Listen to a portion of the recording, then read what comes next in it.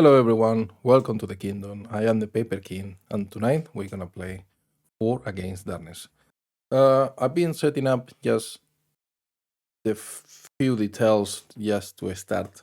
Which basically is our kingdom, which is in the map I saw in the previous video, which work kind of setup, what we're gonna use, how we're gonna play, etc. I decided to incorporate the Oracle cards.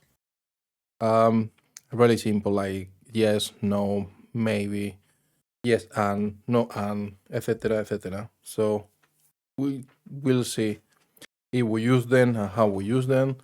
All the monster decks, the marshes, because we're gonna move to the wetlands, to the swamps of this area over here. We start here in this point in the old statue. Yeah, basically the kingdom is called Bosset. It's mainly, as you can see, mountains, wetlands, desert, all this area over here behind the mountains. And then you have a tundra, which I say is this area over here with this kind of frozen lake and this blue forest here because it's like the north. So we need to explore the north. We have the cards for the tundra. So in that matter, we are covered. But we're gonna start here around this area with the wetlands over here, with all these swamps and stuff. This lake here, like swampy lake. And then we have the primary race of the kingdom is humans. It's a balanced kingdom. So our we don't really have a king. We have bunch of rich people who basically rules this kingdom, the kingdom of Bosset.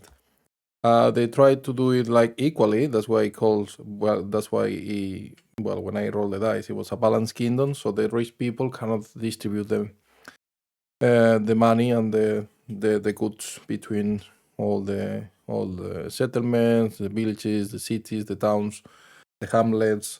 So kind of like the government they apply is a kind of a healthy, equal, based on equality. You know, being they are the rich people, the ones who they have the power. They are the ones they are on charge. They cannot like try to be nice with the rest of the people. And then just a few things. We got that from Table Fables. The guild name is the Tilted Goat. It was the random rolls again, so yeah, it's kind of a interesting name for a guild. So the Tilted Goat, we could do like the goat with the red eyes, like really fury, like really upset, mad. So the Tilted Goat is the name of the guild. What we're gonna do now, when we done this, the very basics, and we decide we're starting here in the lost statue, was this is where our guild is, and we're gonna explore over there. We're gonna do first, I think we're gonna roll. Well, not roll. We're gonna pretty much get a pattern. Which one is gonna be? It's gonna give me a good shuffle. We just gonna roll, not roll. It's ISS with rolling. I'm just gonna draw one card, and that's gonna be our pattern, which is kind of irrelevant in the way it's like just for flavor, really, because pretty much it will be the boss who send us on missions, on quests, but yeah, pretty much that's about it. So our pattern is here.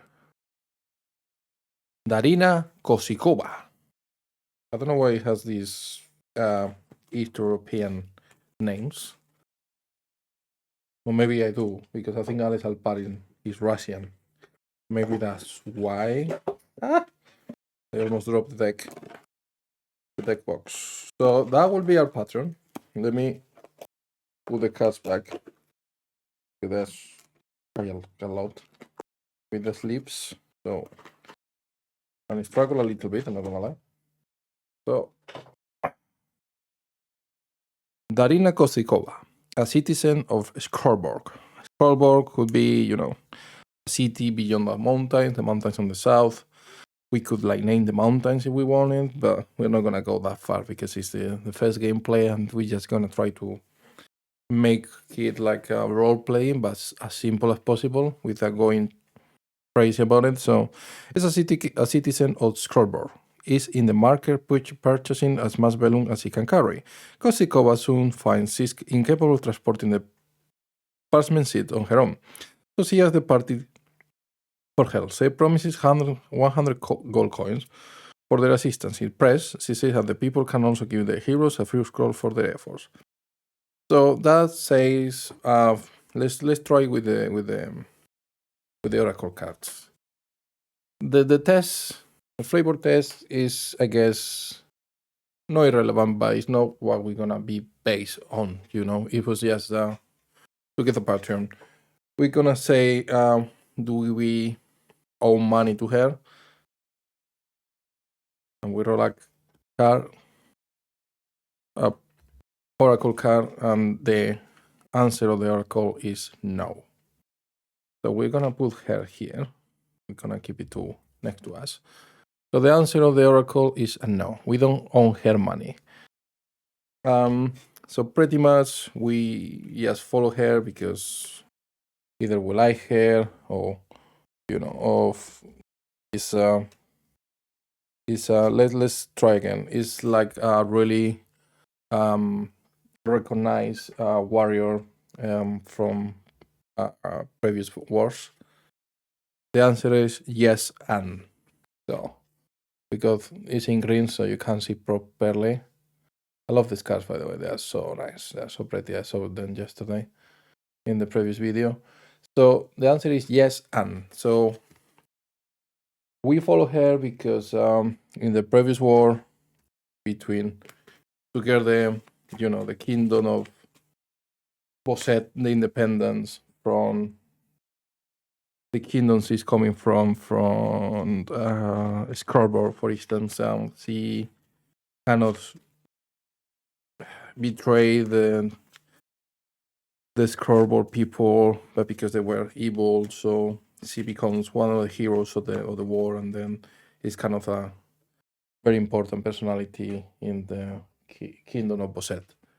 Let's put it away. So that's why we are a company. We follow her. We fight for her. We get into dungeons and into different missions just to get money for her, weapons, items like valuable items, all that stuff. So that's why. So we're gonna write them down. So Darina Kosikova, war hero, very important for the kingdom of Posset. So that's why. That's the excuse. That's why we follow her. And then what we're gonna do is, beyond anything else, we're gonna remove this and we're gonna create our characters. As I say, we have 4 different characters from different colored dice. So the first one is gonna be red. I'm just gonna put it here. We put it here, red.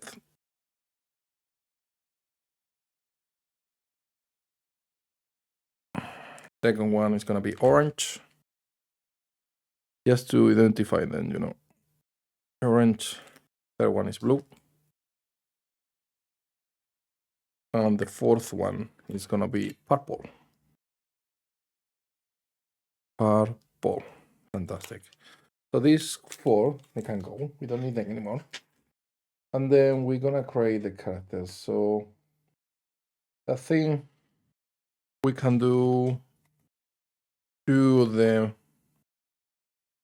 main book and maybe 2 of the concise collection of classes. With, by the way, I found it. It was in the in one of the cupboards. Can't even talk anymore. I swear to God. Try to talk a lot, so sometimes I get like So obviously we're gonna go for someone strong and someone who can hit and make a lot of damage.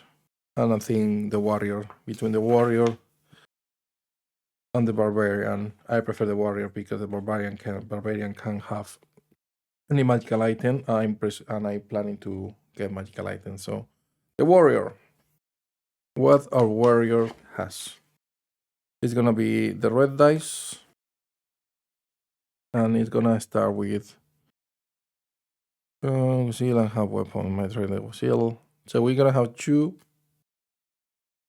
two-handed weapon. Plus we're gonna do warrior level 1. Then we're gonna choose we're gonna start with light armor that we can put in now. Light armor. And then is 6 plus level, so 7 life, 13. And then 2d6 gold pieces. 11 gold pieces, not bad at all. We need to buy some stuff. Okay, so that's the basics, and we're gonna choose his name. We're gonna use this. So first we're gonna see if it's a male or female. We're gonna do a d4. I have a d4 here, see if I can take it out from the little pot. Yes, I do. So we roll a 2, and 2 is male. So it's a male, so we're gonna roll for the male names. D100. Let me get this here. We can do like this. D100. So the red one is the 100 and the 6 so 26. His name is Elwin. Elwin the Barbarian. 26. Elwin. Of the warrior, sorry, not the barbarian. So Elwin, as the first character, we go back to it after to get. I think we can get him. Maybe I cannot like he's a warrior. Cannot need to have a sword, I guess. So just slashing 200 weapon. So it's gonna be 200 sword.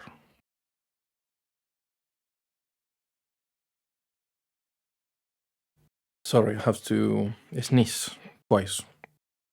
And that is a slashing weapon. And it's important is a slashing weapon or crushing weapon because I think the crushing which gives extra +1 damage against undead. So in total, our warrior, it does so. Right, the warrior adds his level to the roll attack, so plus level. And this is +1, and this is +1. So plus level +1, and defense +1. So we roll whatever +1, and then we roll the dice, add 1 +1, so 2 in total. And that's basically our warrior. We need a cleric. We need it because we need someone who can heal, and it's gonna be our cleric. So 1, 2 male, 3, 4 female. It's gonna be a female, so we're gonna put it in the 3rd position. Cleric level 1. Gold, we're gonna get rid of the gold now. 2 golds, 2 pieces of gold. And then because he's in the 3rd position, we're gonna give her link. Yeah. So light armor.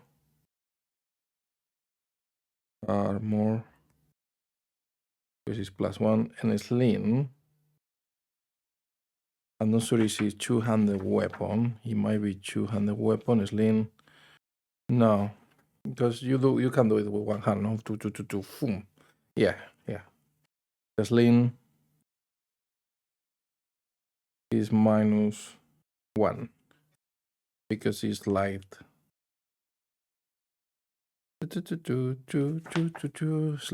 Sling. This weapon was like a bow, but at -1.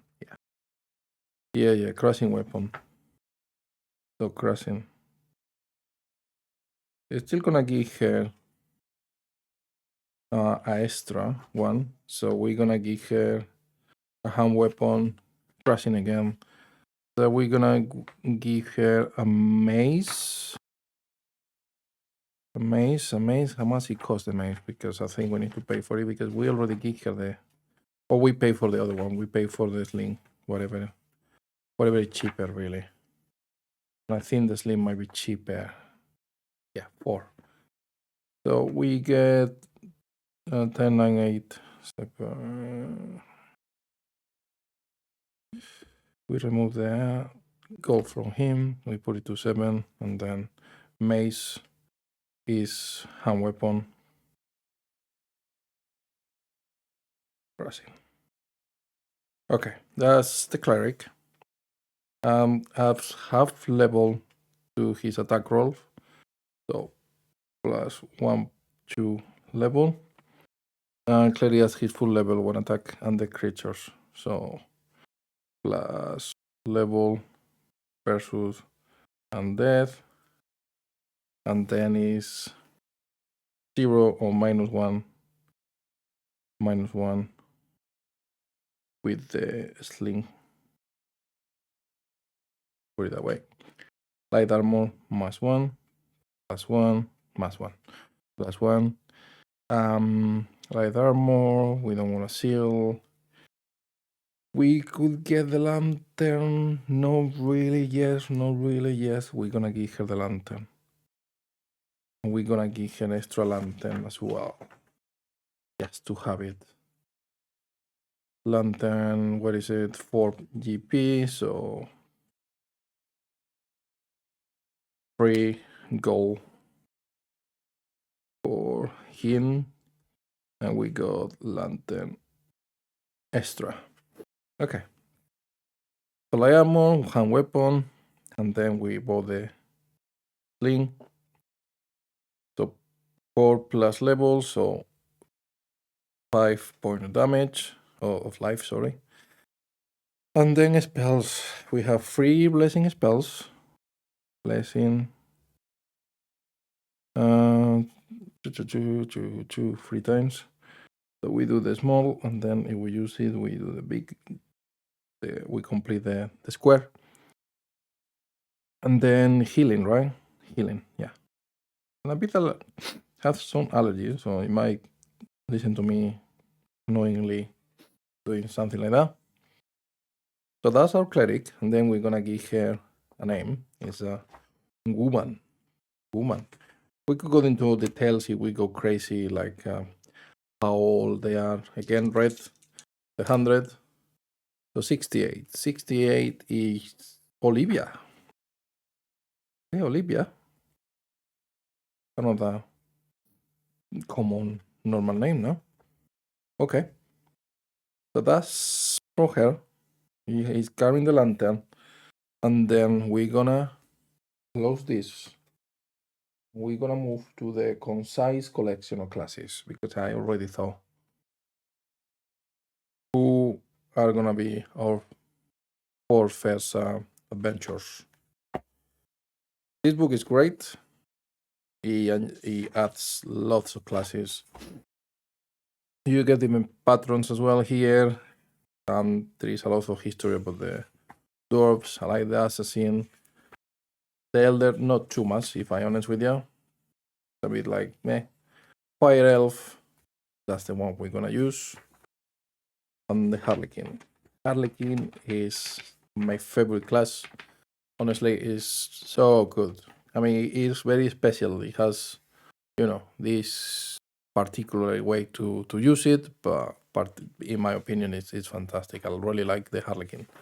Fire elf living as crack nomads on the finite urban communities. The rare fire elves are irascible, gaunt figures who dislike other folk. Fire elves believe themselves to be born from high elves and cambions, half demons, by the end of the mythical century or reign on fire. Fire elves are blind at birth, for which they blame the curse of the elf goddess Elidra, who they have repudiated in favor of Thugas, the eternal flame, the god of fire and volcanoes. As a rite of passage, fire elves pass a secret ritual of initiation to the fire god mysteries. Usually, inside a volcano, staying there for several days without food or water under the tutelage of a cleric of Thugas. Only the toughest survive these extreme conditions. The experience leaves them scarred and bitter, even contemptuous, whatever, of other species. Those who come back alive are transformed. Not only can they now see through their closed eyelids, they receive the gift of the fireside. This is a mighty but dangerous power. Fire rays burst when they open their eyelids, to which they are themselves vulnerable. This ability makes them both feared and loathed in civilized lands. Hence, many join cutthroat warbands. For that reason, many also seek refuge in the cracks and sometimes the troublesome towns of Norindals. Cynical survivors, fire elves can be useful party members those who can suffer their arrogance.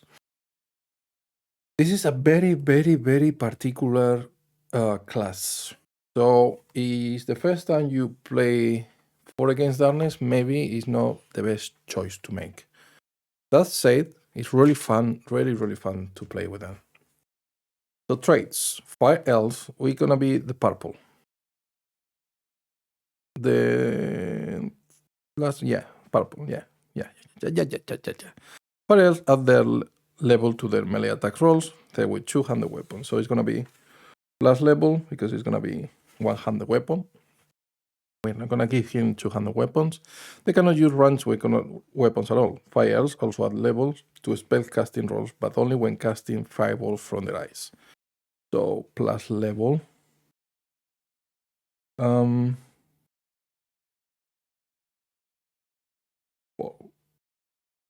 okay. A fire elf can cast the fireball spell once on the first turn of the combat instead of attacking. He can attack normally in the second turn. So that's what we need to remember if we want to do that. Obviously, you're not forced to do it, but it's kind of the thing of the class. So every time in every fight, the first thing we can do is, instead of attacking normally, we cast the fireball. And then there is some bad effects. It can like strike back to us. So if you roll a 1 on the spellcasting roll, the flames engulf the fire elf instead, who loses D3 life without harming his target. Other party members must save versus dragon breath, equal to the fire elf level of lose 1 life. Rogues and other fire elves add level to the save. Fire elves can see their eyes closed with a third sense. They therefore never suffer penalty for either darkness or bright light. They cannot read scrolls or books, neither can use them. So they can cast only the fireball. So we're gonna put here, right down here, fireball. And we're gonna do a terrible infinite loop. I don't like it. Loop bad. Slightly better. Let me show you. That's my infinite loop. So infinite fireball in the first round only. So restriction fire elves are arrogant egotists. They will never share their gold equipment with a non-fire elf. If they ever acquire neurosis from digressions, we are not gonna play with that book. The first one is always paranoid, using or wearing any kind of item which provide them with a bonus versus fire, cancel the fireball ability. So save like elves, fire elves immune to gaze attack, blah blah blah. Armor allowed, like armor and shield. So we're gonna give her a shield. Let's say her, maybe it's a him. So light armor +1, shield +1, and They can wear heavy armor, but they lose D6 instead of D3 when they hit the metal. So we will use our fireball, and we fail, we lose life. Instead of D3, D6. Spell, fireball naturally cannot length of the spell. They cannot use scrolls, spell fire, blah blah. Start equipment, light melee weapon, or one-handed melee weapon. So, okay, we're gonna go back to the core book. I'm gonna give her hair. It's gonna be a hair because I already decided. So we're gonna give her I think a simple sword axe. We're gonna give her an axe. Why not? So one hand and he's slashing. Why not, man? Why not? We're gonna give her an axe. So we can choose to eventually give her the special axe. So okay, one-handed melee weapon. Okay, starting wealth 1d6 gold pieces, 4 gold pieces, which is not too much. Class fire elf, level 1. Oh, I lost her. Lost her. Where are you? And then 4 plus level, so starting with 5. And then she has plus 2 in defense. Okay. And plus level fireball. Yeah. Okay. Per skills, so far nothing. And we're gonna give her a name. As I say, I already decided it's a woman. So again, 100 red dice, 35. It's Grulin. His name. For a health. Grulin. Okay. Nice. And finally, my favorite class, the Harlequin, which is gonna be the orange dice. The Harlequin basically is able to use 3 hand weapons at once. That means whenever you attack 3 times. You don't have any modifiers, you don't have plus ones, you don't have plus whatever, but you have 3 rolls, 3d6 rolls, which is, quite most of the times quite beneficial for the party. So Harlequin, you can juggle with swords. It's impossible. Last words of the Buffon hater. Buffon. Harlequins are a special breed of minstrel who has perfected the juggling art to a deadly accuracy. They often act as spies for aristocrats, cults, or conspirators. Performance actor first and troublemaker second, they meddle in all levels of society, using their skills to the occasional assassination or mischief making. So traits. Harlequins add plus level rounded out to the defense rolls. To defense. So plus 1, 2 down to defense. Harlequins can juggle with up to 3 100 of light weapons, which allows them to make 3 melee attacks per turn. They gain no level bonus to these attacks. If they attack with a single weapon, they get only 1 attack instead of 3. Or 2, using a double attack per skill, but they add half of the level to their attack rolls. Whether juggling or no, the attack dice can explode normally. When you roll a 6, the dice explode, so you can't roll again. You roll a 1, it's a failure, and you don't roll nothing because you basically down. Okay, so Harlequins add level to these guys and still save, like rogues do, and they can reverse their break customs to show dark undersides. Harlequins can also find and disarm trance and picklock like rogues, but they never add their level to these rolls or saves. So they are able to disarm traps, but without adding the level. So it's like a raw roll. Harlequins can use weapons and gear reserved for rogues, including magic items. Harlequins never suffer any inconvenience for dealing with the Brunel the merchant from Etotria. You'll know when you meet them. They've like swashbucklers, because they are basically on the book of Dark Waters. So light armor only, no shields. Light armor, like armor. So +1, +1. Harlequin level 1. All 100. We're gonna choose 3 100, and then light weapon, bows and slings. Juggling is not possible with bows and slings, so it has to be only one shot. 300 light weapon, jester costumes. So we started with a jester costume. We can be used like a role playing somehow. Don't know exactly how at the moment, but yeah, it could be. And then lockpicks. We doesn't really specify how many, so we can play with that. Starting wealth, 13. 13. We can buy something maybe. For life, this is a bit and then all the better skills. Okay, so we're gonna decide. First, is this a woman? 1, 2 was a guy. 3, 4 was a woman. A guy, so it's a guy, so male names. We go back, red 100. 200. Wow. Sack. Doesn't look like sack, to be honest, but hey, sack it is. Okay, so sack. And that's our party over there. And then we're gonna give him, I forget. So we're not gonna use the concise collection of classes probably anymore. We'll see. And then 3 weapons. We gonna give him crushing weapons. So we're gonna give him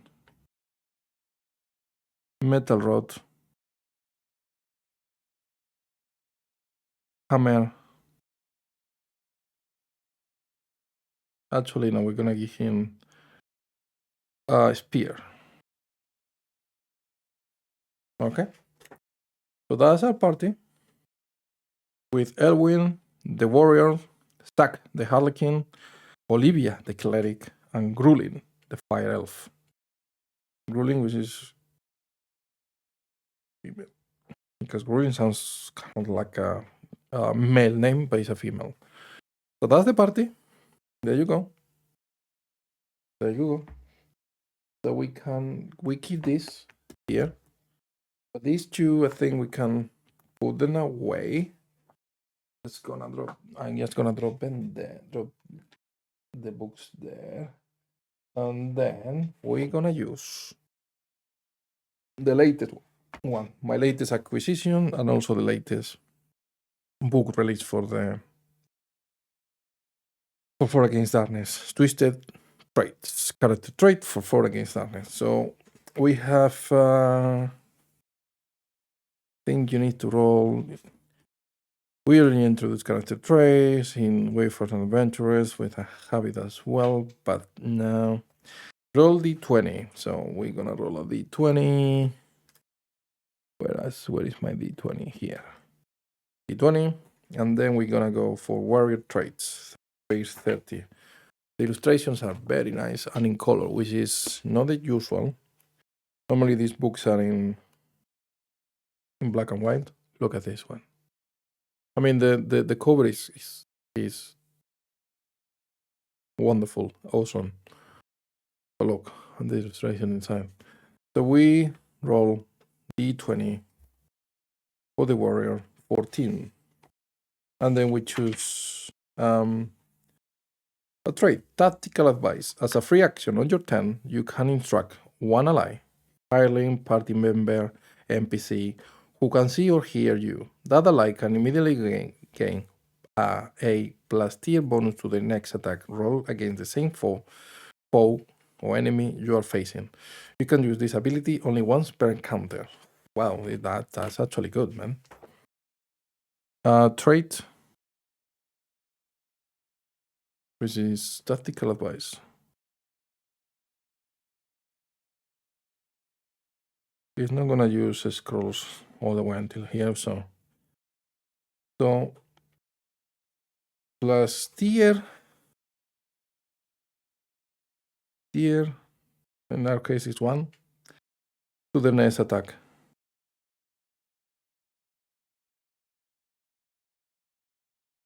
Any party member.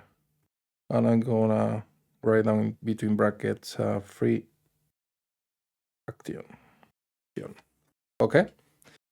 So we have that. We have the Harlequin. We could give him like a random, because there is like a origin trait with no class. But because the Harlequin is kind of a rogue and is kind of like treated like a rogue. Page 26. We're gonna go to page 26 and then we're gonna give him any rogue trait. Okay, look at that. I just want you to see the illustrations of the book. They are actually awesome. So another d20. And we're gonna give him a trait. Is it him? Yes, it's a him. 18. What is 18? 18 is street violence. Light weapons. Clubs, sticks, knives, daggers count as hand weapons in your hands. They do not have a -1. Ooh. So you know what? We're gonna change the metal knot for a dagger. Actually, because I think dagger makes more sense. And then it's no -1 because we have street violence. Street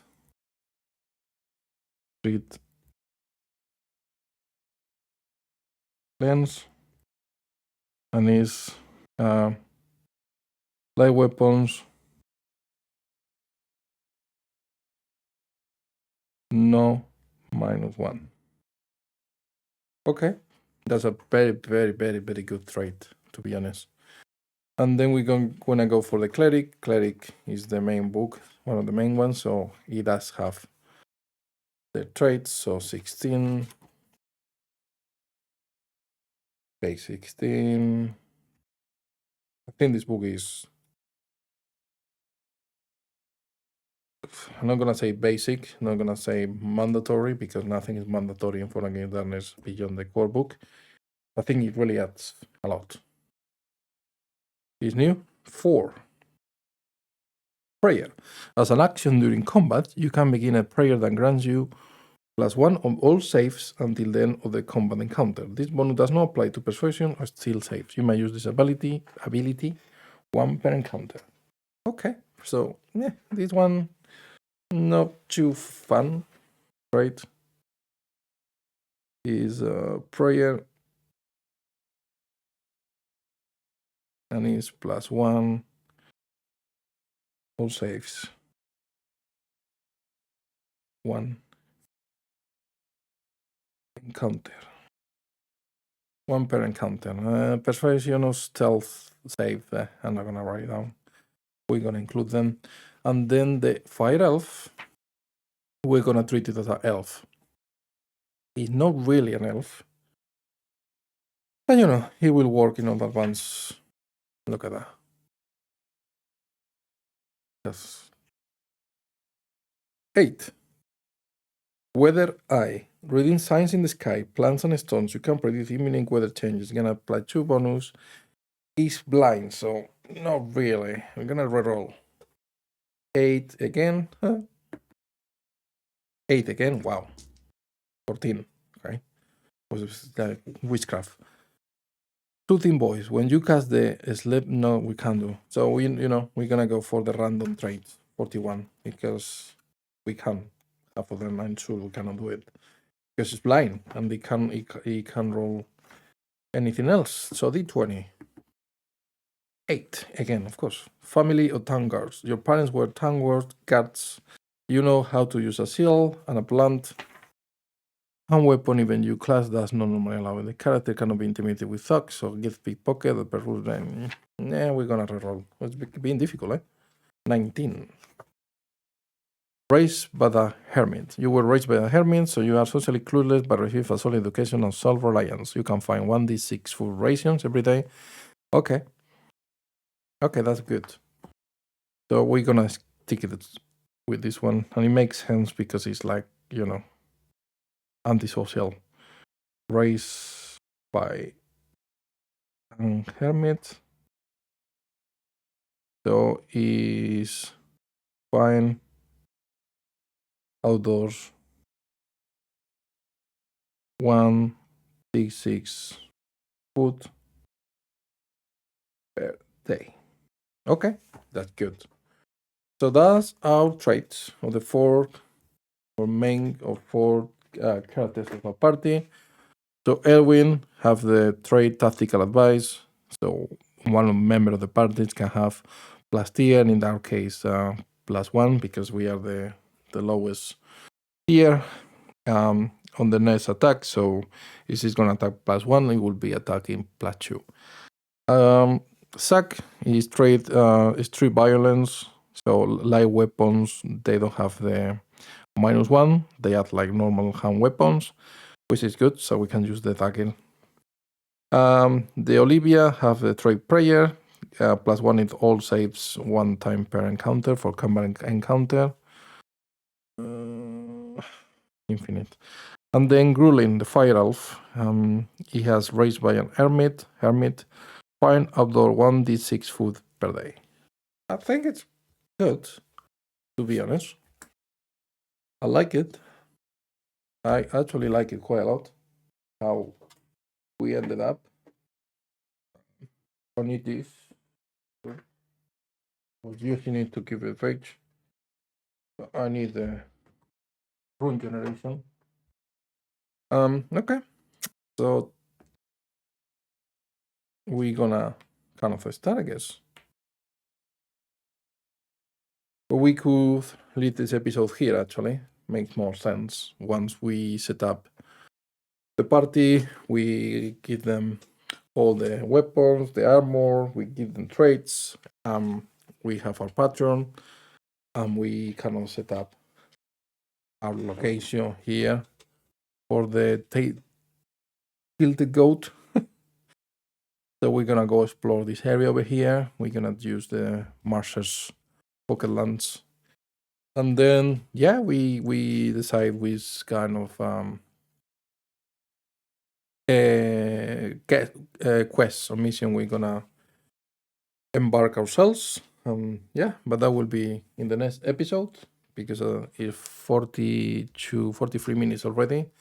Otherwise, will be way too long. But yeah, I hope you have enjoyed this party creation, this character creation, and I hope you are excited to see where the adventures of Elwin, Zack, Olivia, and Grulin takes.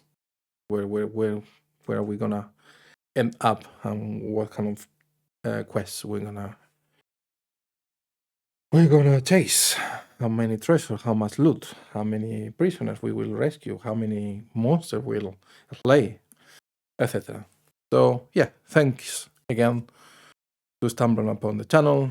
Thanks again to make me company. Hope you enjoy, and subscribe, give me a like, leave me a comment in the box below, and see you in the next episode. Thanks a lot.